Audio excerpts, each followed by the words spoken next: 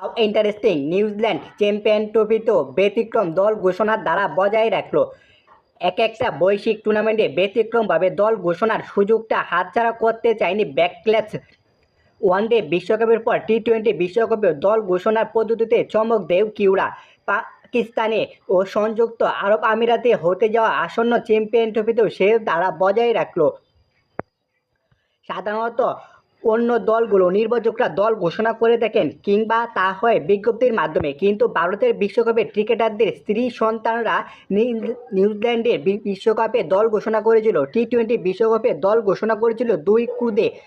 Champion ট্রফিতেও দলের সদস্যদের নাম জানালেন সাদা বলের অধিনায়ক মিচেল স্যাটনার। নিউজিল্যান্ড স্কোয়াডে জায়গা হয়নি পাওয়ার প্লের অন্যতম সেরা বোলার টেন বোল্ট।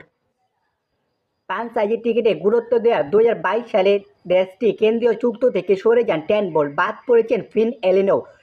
খেলাধুলার টুকরো টুকরো খবর পেতে এনসাইক্লোপিডিয়া স্পোর্টস নিউজটাকে সাবস্ক্রাইব করে আমাদের পাশেই থাকুন। ধন্যবাদ এভরিওয়ান।